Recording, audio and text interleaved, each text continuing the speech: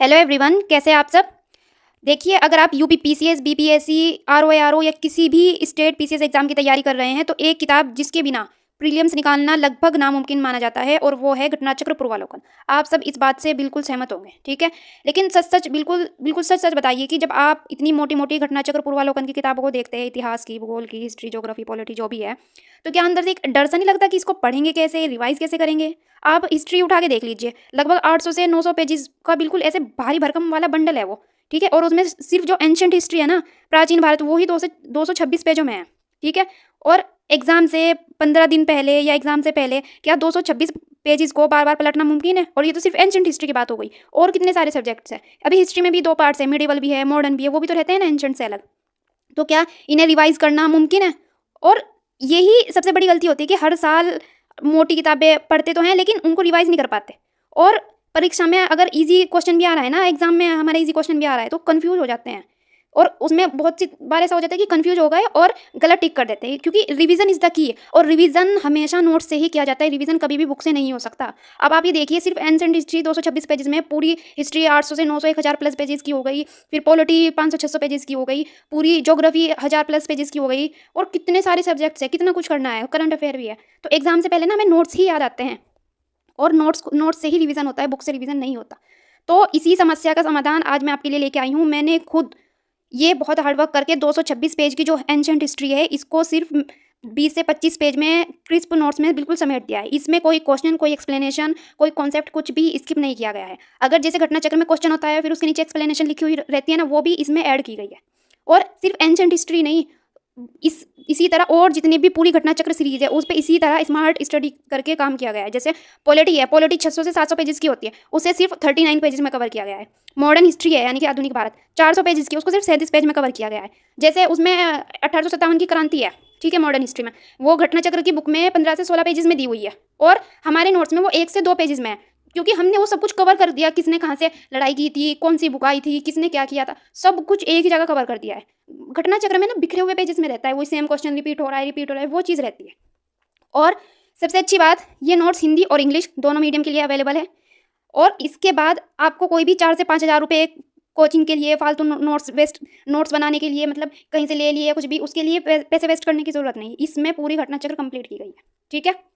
तो और आज मैं आपको किसी भी ऐसे, जैसे किताब की लैंग्वेज होती है इस तरीके से नहीं, बल्कि जो शॉर्ट नोट्स होते हैं ना, जैसे नोट्स चाहिए रिवीजन के लिए, पढ़ने के लिए, मैं बिल्कुल वही आज आपको लाइन बाय लाइन पढ़ाने वाली हूँ। और आप ये देखेंगे आज कि घंटों का काम मिनटों में कैसे होता है। जैसे आप घटना चक्र से कोई चैप्टर पढ़ रहे हैं, कुछ पढ़ रहे हैं, घंटे लग गए और वो कवर ही नहीं हुआ है। आज मैं आपको दिखाने वाली हूँ लाइव प्रूफ के साथ कि घंटों का काम मिनटों में होता कैसे है, ठीक है। शुरू करते हैं। तो अब ये है हमारा पेज 1। शुरुआत करते हैं, बिल्कुल जड़ से शुरू करने वाले, ठीक है। आज आपको खुद प्रूफ मिल जाएगा कि घंटों का काम कुछ मिनटों में कैसे हो जाता है, ठीक है। सबसे पहले हमारा है पेज 1। अब यहाँ पे बात हो रही है कि आपने कभी सोचा है इतिहास जो शब्द है उसका असली मतलब क्या होता है, कि इतिहास का मतलब क्या है, उसका अर्थ क्या है। इसका ना सीधा सा अर्थ होता है एक निश्चित रूप से, मतलब जैसे हम सब बचपन से ना जैसे रटते आ रहे हैं, ठीक है, कि हेरोडोटस जो है उसको इतिहास का पिता माना जाता है, ये सबको रटा हुआ है, ठीक है। लेकिन एग्जामिनर घुमा के पूछेगा कि क्यों, कि ऐसा हेरोडोटस ने क्या किया कि उसे इतिहास का पिता माना जाता है, हिस्ट्री का फादर माना जाता है। क्योंकि इतिहास शब्द का जो सबसे पहले प्रयोग जो है, सबसे पहले यूज़, वो हेरोडोटस ने ही अपनी पुस्तक हिस्टोरिका में किया था।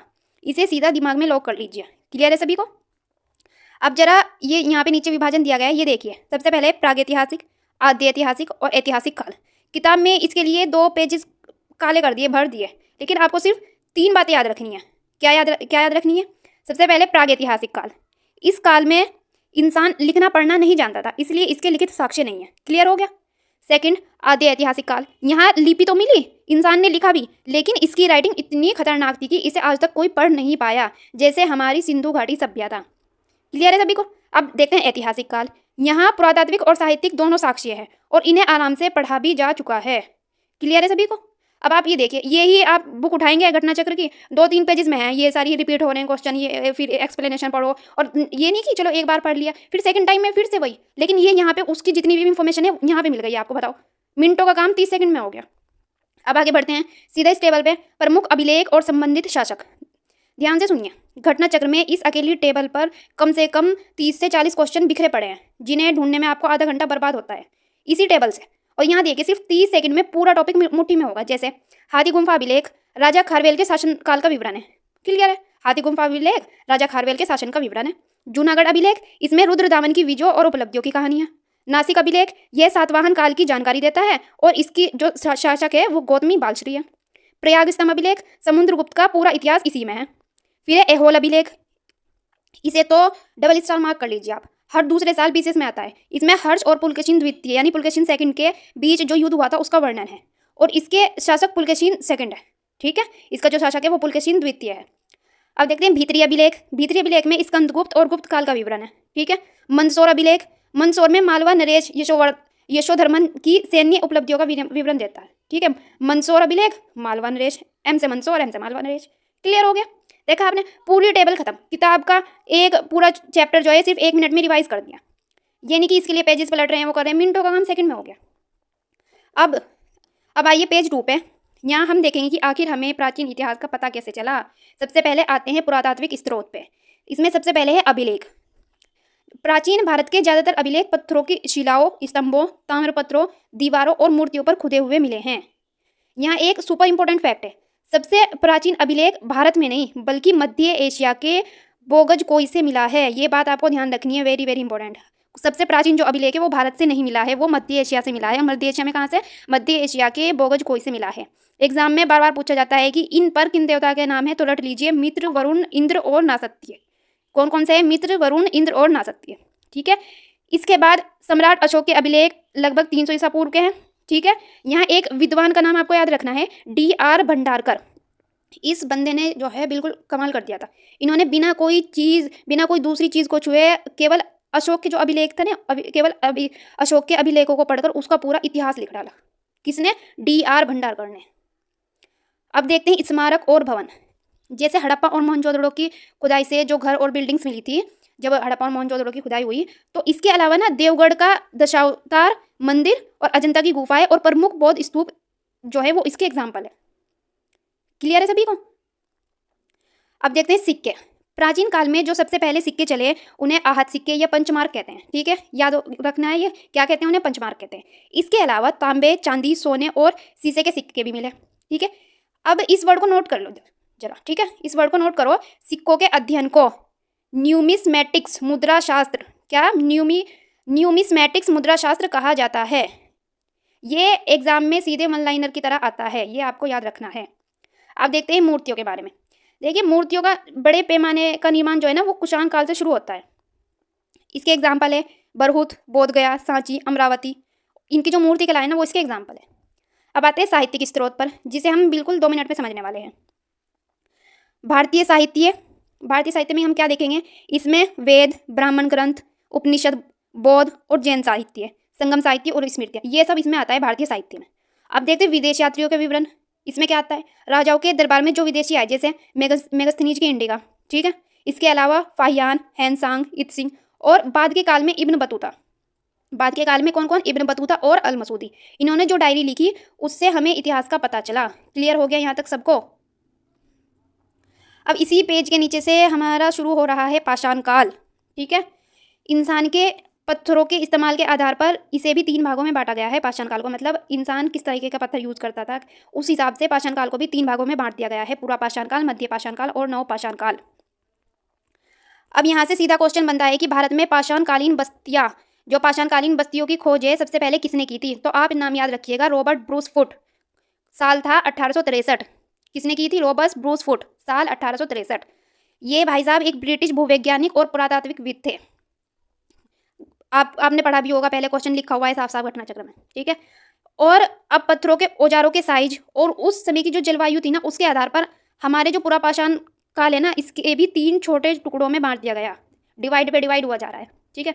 सबसे पहले आता है निम्न पूरा पाषाण काल, शुरुआत से 1 लाख ईसा पूर्व। फिर मध्य पूरा पाषाण काल 1 लाख से 40,000 ईसा पूर्व। फिर आता है उच्च पूरा पाषाण काल 40,000 से 10,000 ईसा पूर्व। अब आ जाइए पेज 3 पर। यहाँ से जो फैक्ट शुरू हो रहे हैं वो परीक्षा के पसंदीदा वाले सवाल है। बिल्कुल पहला सवाल आपको रटा हुआ भी होगा, पशुपालन की शुरुआत कब हुई? आंख बंद करके टिक मारना है, मध्य पाषाण काल के अंतिम चरण में। ठीक है। लेकिन यहाँ पे चीज़ ध्यान रखनी है, यहाँ पे घूम जाओगे कि साक्ष्य कहाँ से मिले, तो 2 जगह याद रखनी है साक्ष्यों के लिए, मध्य प्रदेश का आदमगढ़ और राजस्थान का बागोर। ठीक है। साक्ष्य कहाँ से मिले? मध्य प्रदेश का आदमगढ़ और राजस्थान का बागोर। और पशुपालन की शुरुआत कहाँ से हुई? मध्य पाषाण काल के अंतिम चरण में। ठीक है, अब अपने उत्तर प्रदेश पे आते हैं। यूपी के प्रतापगढ़ जिले में 3 बहुत फेमस जगह है, मौदा, सराय नहर राय और दमदमा।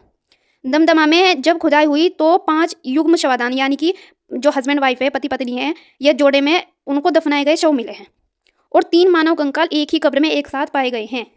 वहीं मौदा में जो है बहुत बड़ी मात्रा में हड्डी और सींग से बने औजार और आभूषण मिले हैं। इसे याद रखना है, ये एग्जाम में बार बार पूछा जाता है। ठीक है, हड्डी और सींग से बने हुए औजार और आभूषण कहाँ मिले हैं? मौदा में मिले हैं। अब जो पॉइंट मैं बताने जा रही हूँ उसे ध्यान से सुनना, क्योंकि यहाँ से 90% छात्र एस्पायरेंट पुरानी किताबें पढ़ के ना गलती करते हैं। कृषि की शुरुआत के बारे में हम यहाँ पे बात करने वाले हैं। हम ये टॉपिक है खाद्यान्न या कृषि की शुरुआत। हम जानते हैं कि खेती की जो शुरुआत है वो नवपाषाण काल में हुई। ठीक है, लेकिन अगर एग्जाम में पूछे कि भारतीय उपमहाद्वीप में कृषि का सबसे प्राचीन साक्ष्य कहाँ से मिला, ठीक है, क्वेश्चन समझना कि भारतीय उपमहाद्वीप में कृषि का सबसे प्राचीन साक्ष्य कहाँ से मिला, तो पुरानी किताबों में तो मेहरगढ़ लिखा है, जो कि अब गलत है। नवीनतम खोजों के अनुसार अब इसका सही उत्तर है उत्तर प्रदेश के संत कबीर नगर जिले में स्थित लहुरा देव से। क्लियर है? अब देखते हैं मेहरगढ़ पाकिस्तान। मेहरगढ़ पाकिस्तान में गेहूं के साक्ष्य 7000 ईसा पूर्व के मिले थे, लेकिन लहुरा देव जो है उससे भी कहीं ज़्यादा पुराना है। हाँ, अगर ऑप्शन में लहुरा देव ना हो तब आप मेहरगढ़ टिक कर सकते हैं। और चावल का सबसे पुराना साक्ष्य मिला है वह है कोल्डी हवा। और इसी मेहरगढ़ में हम पाषाण संस्कृति से लेकर हड़प्पा संस्कृति तक के पूरे अवशेष एक ही जगह से मिल जाते हैं। आगे बढ़ते हैं। नौदा टोली, यह मध्य प्रदेश में स्थित एक बहुत बड़ा ताम्रपाषाणिक स्थल है। ठीक है, नौदा टोली कहाँ पे है? मध्य प्रदेश में है और एक बहुत बड़ा ताम्रपाषाणिक स्थल है। इसका उत्खनन किसने करवाया? इसका उत्खनन करवाया पुणे के डेक्कन कॉलेज के जो प्रोफेसर है HD सांकलिया ने। क्या नाम याद रखना है? सांकलिया ने इसका उत्खनन करवाया। नाम याद रखना है, मैचिंग में आता है। इसके बाद आता है हमारा वर्ल्ड फेमस भीमबेटका की गुफाएं, जो कि रायसेन मध्य प्रदेश में है। ये प्रागैतिहासिक शैल चित्रकला का ना सबसे बेहतरीन उदाहरण है, सबसे बेहतरीन एग्जाम्पल है। गुफाओं की दीवारों पर इंसानों ने अपने जीवन के रंगों को चित्र में मतलब बिल्कुल एकदम से उकेरा हुआ है। मतलब अगर बोले ना तो प्रागैतिहासिक शैल चित्रकला का ना सबसे बेस्ट एग्जाम्पल है। अब तक यहाँ लगभग 700 जो है ना 700 रॉक शेल्टर्स जिनकी पहचान हो चुकी है, लगभग 700 रॉक शेल्टर्स है जिनकी पहचान हो चुकी है, जिनमें से 500 में पेंटिंग आज भी सुरक्षित है। तो इसीलिए तो इसे बोला ना शैल चित्रकला का सबसे बेस्ट एग्जाम्पल है। उसमें से 500 पेंटिंग्स जो है ना वो आज भी सुरक्षित है। और इसकी खोज जो है 1957 में यानी कि 1957 में डॉक्टर विष्णु श्रीधर वाकनकर ने की थी। ठीक है, बस ये वाकनकर याद नाम रखना है आपको। ठीक है, और ये आज एक यूनेस्को विश्व धरोहर स्थल है, यूनेस्को में शामिल है ये। और कश्मीर के बुरझोम में एक बहुत ही बड़ा और अजीब सा साक्ष्य मिला है। यहाँ जब इंसान को दफनाया जाता था ना तो उनके साथ जो उनके पालतू कुत्ते होते हैं ना उसका भी कंकाल मिला है कब्र में, जो उसका पालतू कुत्ता होता था। और आखिर में 2 वन लाइनर फैक्ट्स। भारतीय पुरातत्व का जनक किसे माना जाता है? तो भारतीय पुरातत्व का जनक अलेक्जेंडर कनिंघम को माना जाता है। और हमारा राष्ट्रीय मानव संग्रहालय कहाँ है? तो हमारा राष्ट्रीय मानव संग्रहालय भोपाल मध्य प्रदेश में है, जिसका नया नाम अब इंदिरा गांधी मानव संग्रहालय कर दिया गया है। क्लियर है सभी को? अभी आज की क्लास में इतना ही रहने देते हैं। आज हमने अपनी क्लास में पूरे 3 पेज जो है वर्ड टू वर्ड और लाइन बाय लाइन कंप्लीट कर लिए हैं। अब आप खुद ईमानदारी से सोचिए, घटना चक्र के जिन शुरुआती चैप्टर्स को खुद से पढ़ने, उनके लंबे चौड़े एक्सप्लेनेशन को समझने और रटने में आपको 2 से 3 दिन का टाइम लग जाता है, उसे हमने सिर्फ कुछ ही मिनटों में बिना एक भी फैक्ट छोड़े पूरे लॉजिक के साथ सीधा टू द पॉइंट खत्म कर लिया है। ठीक है, यही है असली जादू शॉर्ट नोट्स का। ये ना आपका हफ्तों का टाइम बचा के आपके एग्जाम के आखिरी दिनों में 10 बार रिवीजन करने का मौका देता है। और रिवीजन के टाइम पे ना नोट्स याद आते हैं। और ये नोट्स आपके ऑफिशियल सिलेबस, पिछले 30 साल के जो स्टैटिक पीसीएस परीक्षा का पैटर्न है, PYQ घटना चक्र जो बुक है, उसको ध्यान में रख के तैयार किए गए। और लेटेस्ट एडिशन 2026 जो आया हुआ है ना उससे ये प्रिपेयर है। अब ये नोट्स मिलेंगे कैसे? अगर आप भी इस बार प्रीलिम्स में कोई रिस्क नहीं लेना चाहते हैं, सभी सब्जेक्ट्स के कंप्लीट कॉम्बो नोट्स जिसमें history, geography, polity, science, environment, economics, UP special सब कुछ शामिल है, लेना चाहते हैं तो सब कुछ आपको बहुत ही मिनिमम प्राइस में मिल जाएगा। इसे अभी लेने के लिए आप नीचे पिन कमेंट में और डिस्क्रिप्शन बॉक्स में लिंक दिया गया है, उस पर तुरंत आप PDF लिख कर मैसेज करें, या नीचे जो लिंक है उस पर क्लिक करें और PDF लिख के भेज दें। आपको डायरेक्ट लिंक खुल जाएगा वहीं पे और आपको PDF मिल जाएगी। एक बात मेरी हमेशा याद रखिए, अगर एक स्मार्ट एस्पिरेंट बनना है ना तो 5000 रुपये की फालतू की मोटी किताबों में पैसा वेस्ट करना बिल्कुल बंद कर दीजिए, जिनसे रिजल्ट संभव ही नहीं है। हमेशा ना क्वालिटी चुनिए, क्वांटिटी नहीं चुनिए। अब ये बुक्स एस्पायरेंट्स बुक्स के पीछे भागते रहते हैं। ठीक है, बुक्स भी पढ़नी चाहिए, मैं ये नहीं बोल रही हूँ बुक्स नहीं पढ़नी चाहिए, लेकिन एग्जाम टाइम में आप बुक्स से रिवाइज नहीं कर सकते। रिवीजन के लिए आपको नोट्स ही चाहिए होंगे।